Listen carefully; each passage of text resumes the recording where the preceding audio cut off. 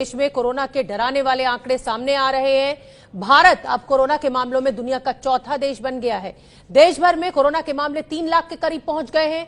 पहली बार 24 घंटे में करीब 11,000 नए मामले सामने आए हैं और पिछले 24 घंटे में रिकॉर्ड 396 लोगों की जान गई है। कोरोना का आज का फाइनल डेटा हम आपको दिखा देते हैं। देश में कोरोना के कुल मामले 2,97,535 पहुंच गए हैं। 2,97,535 और ये मामले लगातार आगे बढ़ रहे हैं। चौथे स्थान पर हम संक्रमितों की संख्या में भारत पहुंच चुका है। कोरोना से जो मौत का आंकड़ा है वो 8,498 है। और अब क्योंकि अनलॉक 1 का फेज 2 चल रहा है तो आपको छूट ज्यादा मिल रही है। जो लोग ठीक हुए हैं वो 1,47,194 हैं। 24 घंटे में नए मामले 10,955 हैं। तो इस आंकड़े को देखकर अंदाजा लगाइए कि स्थिति कितनी गंभीर होती जा रही है। 24 घंटे में 396 लोगों की जान चली गई है कोरोना संक्रमण के चलते।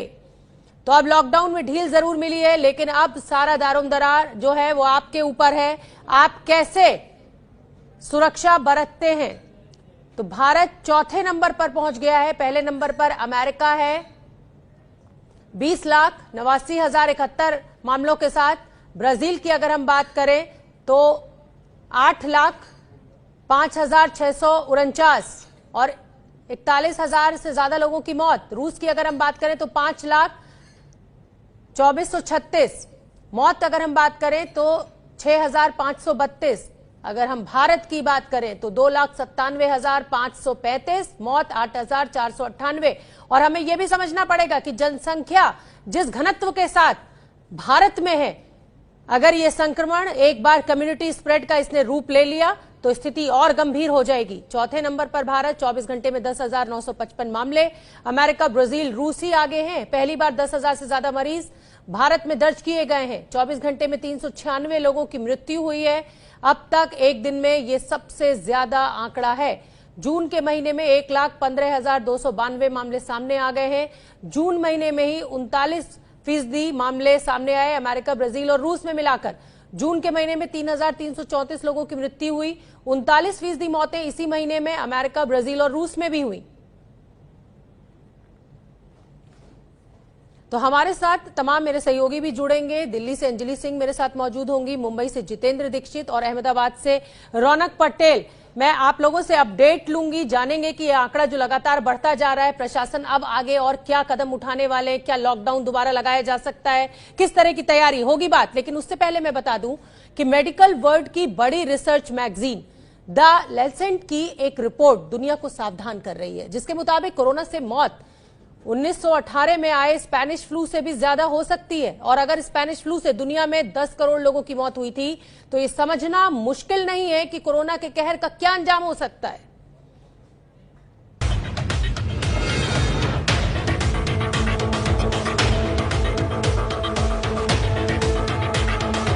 दुनिया कोरोना पर काबू पाने में नाकाम दिख रही है और इस बीच ज्यादातर देशों में लॉकडाउन हटा दिया गया है। इसके बाद खतरा और बढ़ने की आशंका है और इसी आशंका के बीच द लैंसेट की एक रिपोर्ट ने दुनिया की नींद उड़ा दी है। मेडिकल जगत के एक बड़े जर्नल द लैंसेट ने दावा किया है कि हालात यही रहे तो पूरी दुनिया में 5 से 10 करोड़ लोगों की जान जा सकती है। मेडिकल सिस्टम पर बोझ बढ़ेगा और मौत ज्यादा होंगी। द लैंसेट की रिपोर्ट पढ़कर दिल्ली और मुंबई के अस्पतालों में पड़े शवों की तस्वीर आंखों के सामने घूम जाती है।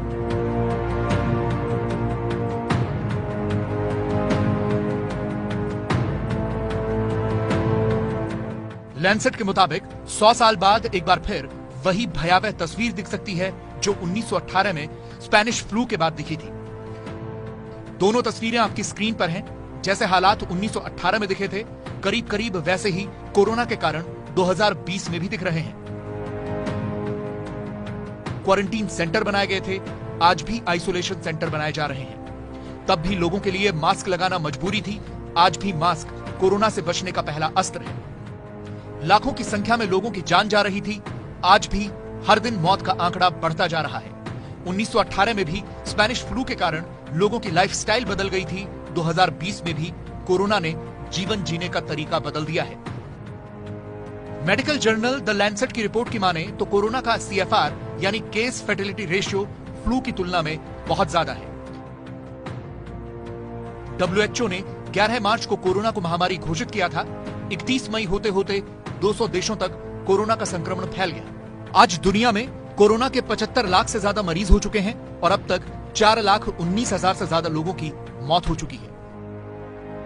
1918 में स्पेनिश फ्लू से 10 करोड़ लोगों की मौत हुई थी। सिर्फ भारत में ही 1 करोड़ से ज्यादा लोगों की जान गई थी और यही डर अब सबके मन में है।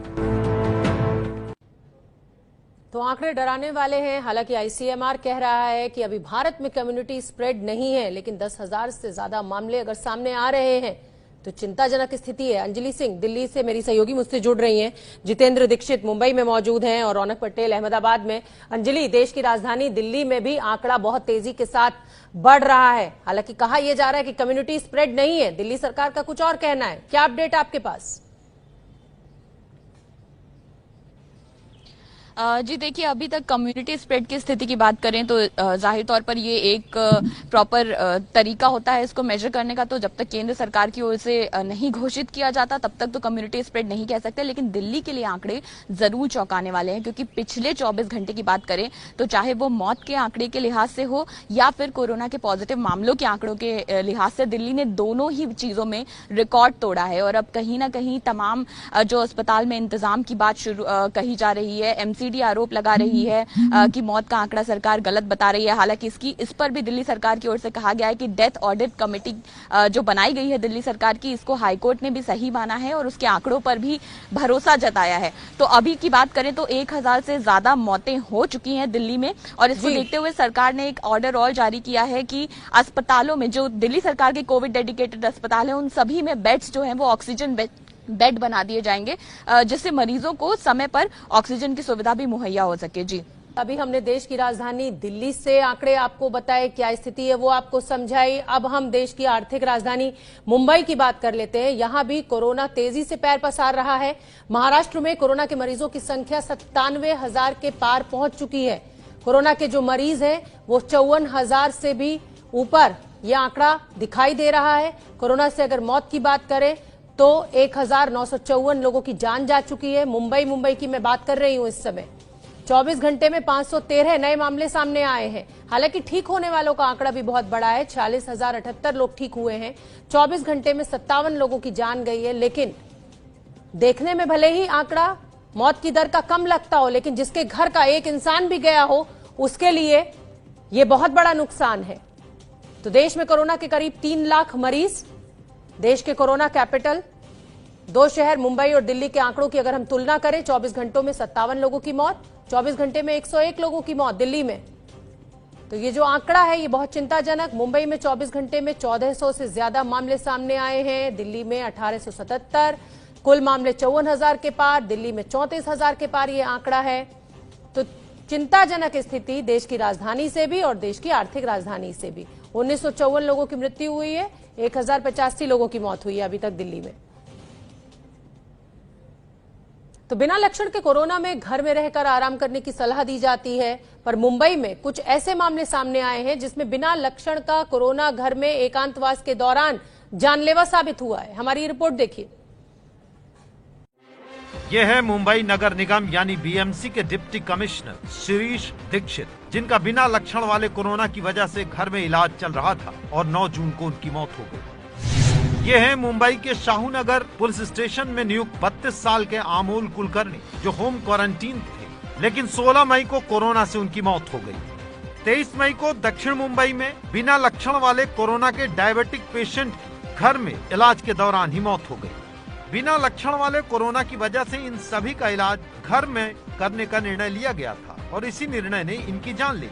तो सवाल ये है कि बिना लक्षण वाले कोरोना मरीज का घर में इलाज क्या खतरनाक है? मुंबई के डॉक्टर अमित मायदेव की माने तो घर में इलाज में दिक्कत नहीं है, लेकिन बहुत सावधान रहने की जरूरत होती है। होम क्वारंटाइन करने के पहले कम से कम एक एक्सरे चेस्ट करना चाहिए, क्योंकि एक्सरे चेस्ट अगर एबनॉर्मल है तो होम क्वारंटाइन के बदले में हॉस्पिटल में एडमिट होना बेहतर है। दूसरी बात है कि होम क्वारंटाइन के वक्त अपने आप के ऊपर ध्यान देना चाहिए, और होम क्वारंटाइन करते वक्त अगर गले में दर्द होना शुरू हुआ या बुखार आना शुरू हुआ तो तुरंत डॉक्टर से या गवर्नमेंट से कांटेक्ट करके हॉस्पिटल में भर्ती होना ये सही बात है। दर्शकों के लिए ये जानना जरूरी है कि मुंबई में कितने ऐसे कोरोना मरीज हैं जिनका घर में इलाज चल रहा है। मुंबई में फिलहाल 26,379 कोरोना के एक्टिव केस हैं, जिनमें से मुंबई के अलग अलग अस्पतालों में कुल 7,600 मरीज हैं। इसके बाद बचे 18,797 एक्टिव केस, जिसमें से करीब 10,000 मरीजों का इलाज क्वारंटाइन सेंटर में चल रहा है। वहीं 8500 से ज्यादा मरीजों को घर में रहकर इलाज करने के लिए कहा गया है। बीएमसी कमिश्नर इकबाल चहल ने एबीपी न्यूज को जानकारी दी कि मुंबई में करीब 10,000 बेड बीएमसी के पोर्टल के जरिए मरीजों के लिए उपलब्ध है। अब सवाल ये उठता है कि अब 10,000 बेड पोर्टल पर उपलब्ध हैं, तो बीएमसी आखिर क्यों मरीजों को घर में रहकर ही इलाज करने पर मजबूर कर रही है। साफ है कि अगर कोई बिना लक्षण के कोरोना से संक्रमित है और घर में रहकर इलाज कर रहा है तो वो सावधान हो जाए, समय समय पर डॉक्टर से सलाह लेता रहे और तबीयत ज्यादा खराब लगे तो फौरन अस्पताल जाए। तो सवाल यही, क्या देश में कोरोना की सुनामी आने वाली है? जिस तरीके से आंकड़े तेजी से बढ़ रहे हैं। मैं जितेंद्र दीक्षित का रुख कर लेती हूं। जितेंद्र दीक्षित मुंबई में मौजूद हैं। जितेंद्र दीक्षित, जिस तरीके से ये आंकड़े लगातार आगे बढ़ते जा रहे हैं, क्या लग रहा है लॉकडाउन दोबारा लगाने की बात हो रही है उद्धव ठाकरे की सरकार में? क्या अपडेट आपके पास? देखिए शोभना, बात ऐसी है कि जब मुंबई की झुग्गी बस्तियां खाली हो रही थी तो उस वक्त में ऐसा कहा गया कि इतने सारे मजदूर जो झुग्गी बस्तियों में रहते हैं तो वो अगर निकल जाएंगे तो बस्तियों में जो है फिजिकल डिस्टेंसिंग का पालन हो सकेगा और फिर मामले कम होंगे। और झुग्गी बस्तियों से ऐसी खबर भी आई, हमने देखा कि धारावी से मामले कम हो गए, नए केसेस जो कोरोना पॉजिटिव के हैं वो कम हुए, मृतकों के आंकड़े कम हुए। दूसरी झुग्गी बस्तियों से भी ऐसी खबरें आई। लेकिन इसके साथ ही हुआ ये कि महाराष्ट्र में भी अनलॉक की प्रक्रिया एक तरह से शुरू हो गई। बिगिन अगेन इसको नाम दिया है महाराष्ट्र, फिर से शुरू हो गया और जिसकी वजह से हमने देखा कि बाजारों में, इसके अलावा सड़क पर और पब्लिक ट्रांसपोर्ट, क्योंकि लोकल ट्रेनें तो चल नहीं रही हैं इसलिए जो बसें चल रही हैं उसमें हम भारी भीड़ देख रहे हैं। तो इस जैसी जगहों पर जो है कोई फिजिकल डिस्टेंसिंग का पालन नहीं हो रहा है। तो ये माना जा रहा है कि शायद इसकी वजह से फिर से ये आंकड़े जो है बढ़ रहे हैं। और दूसरी बात ये कि अब मुंबई में कल या परसों तक मानसून दस्तक दे देगा, महाराष्ट्र में पहले से ही आ चुका है और ऐसे में ये कहा जा रहा है कि जब वातावरण में नमी होगी तो ये वायरस और तेजी से फैलेगा और स्थिति विस्फोटक हो सकती है। शोभना, दिल्ली और मुंबई की बात के बाद अब बात गुजरात की भी कर लेते हैं। गुजरात में भी कोरोना से हालात लगातार बिगड़ रहे हैं। गुजरात में कोरोना के मरीज 22,000 के पार पहुंच चुके हैं। 1,385 लोगों की जान जा चुकी है। साथ ही 15,000 से ज्यादा लोग कोरोना से ठीक भी हुए हैं। अहमदाबाद में स्थिति बहुत गंभीर है। रौनक पटेल, सहयोगी मुझसे जुड़ रहे हैं ज्यादा जानकारी लिए हुए। रौनक पटेल, आपसे जानना चाहेंगे कि अहमदाबाद में भी स्थिति बेहद गंभीर है। गुजरात की अगर हम टोटल मामलों की बात करें तो 22,000 से यह आंकड़ा ऊपर पहुंच चुका है। स्थिति चिंताजनक गुजरात में भी। शोभना, गुजरात सरकार साफ कर चुकी है कि लॉकडाउन न तो बढ़ेगा और जो रियायतें दी गई है वो रहेगी। आंकड़ों की बात है तो आप अंदाजा लगा सकती हैं कि भले ही मामले जो भी केस दर्ज हुए हो कम हुए हो, लेकिन मृत्यु आंक जो है वो लगातार बढ़ता जा रहा है। 6 लोगों 100 जो लोग मरीज होते हैं उसमें से 6 लोग गुजरात में मर जाते हैं कोरोना के चलके। और अहमदाबाद की तो उससे भी खराब हालत है क्योंकि 100 में से 7 लोगों की मृत्यु हो जाती है। सरकार दावा कर रही है सब कुछ ठीक ठाक चल रहा है, लेकिन कहीं ना कहीं इलाज प्रॉपर नहीं मिल रहा है। हालांकि सरकार ने अब शुरुआत की है, जो निजी अस्पताल है अहमदाबाद की उनके साथ MOU किए हैं। उनको बताया गया कि इतने प्रतिशत आपको जो बेड होंगे वो खाली रखने होंगे, कॉर्पोरेशन उसका पैसा देगा। लेकिन जो जो मामले सामने आते हैं, कई मामले शोभना ऐसे भी आते हैं, पता चलता है कि कल सुबह में एडमिट हुए, शाम को बाद भी उनके साथ मरीज के साथ सुबह में अस्पताल से फोन आ जाता है आपके रिश्तेदार जो है उनकी डेथ हो गई है, सब लेके जाइए।